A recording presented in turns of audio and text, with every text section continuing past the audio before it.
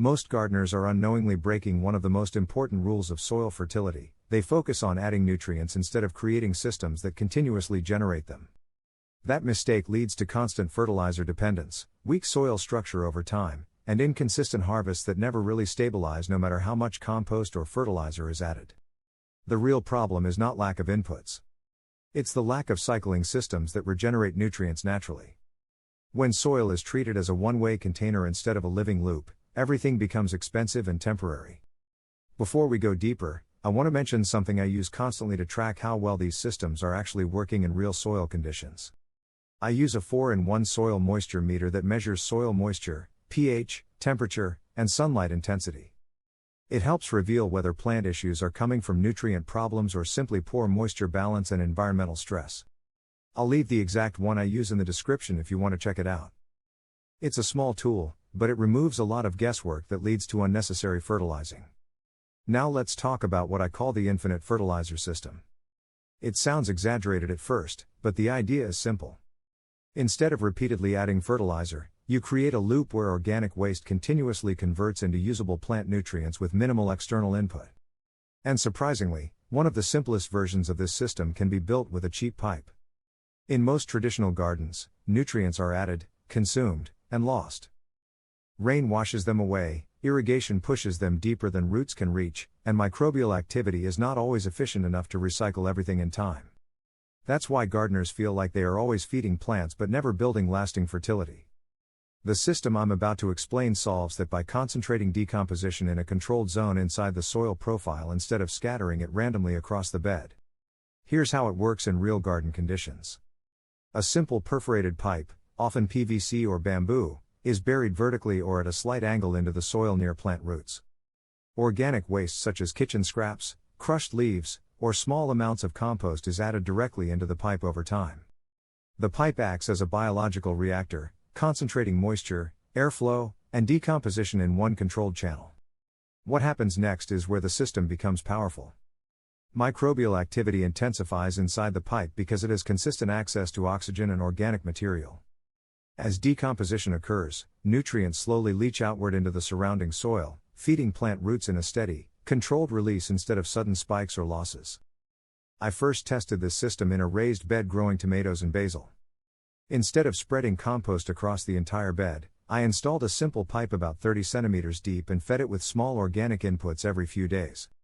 Within weeks, I noticed a difference in plant consistency. Growth was steadier, foliage color was more stable, and moisture retention improved around the root zone. The most interesting change wasn't just plant growth. It was soil behavior. Soil near the pipe stayed biologically active longer between feedings. Earthworms began concentrating around the area because of the consistent food source. That's something you don't see with surface fertilizing alone. But here's the important correction most people miss.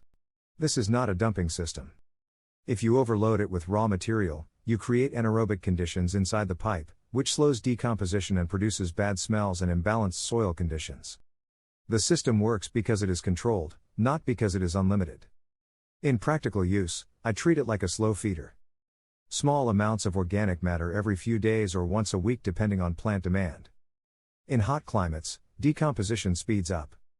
In cooler environments, it slows down, so timing matters. In container gardens, a scaled-down version of this system can be used with small drilled tubes or even modified bottles placed at the edge of the root zone. The principle remains the same: concentrate decomposition instead of scattering it.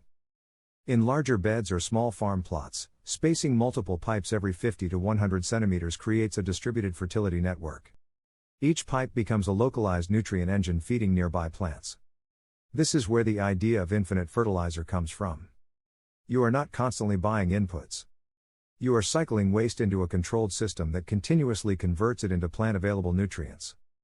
But let me be very clear about something most online gardening advice skips. This system does not replace good soil structure, composting, or mulching.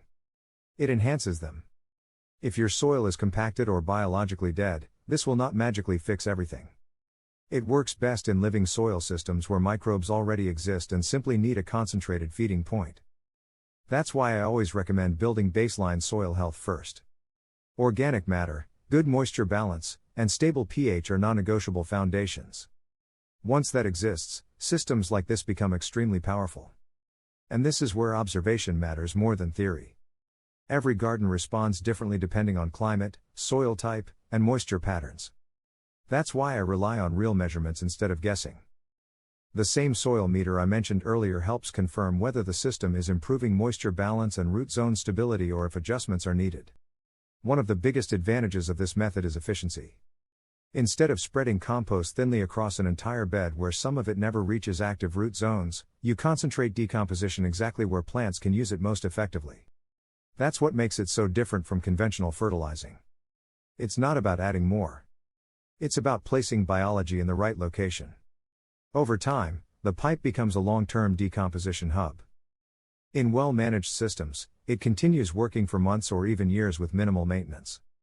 That's where the infinite idea becomes practical, not theoretical. But the real lesson here is not the pipe itself. It's the shift in thinking. Subscribe and share with your fellow farmers.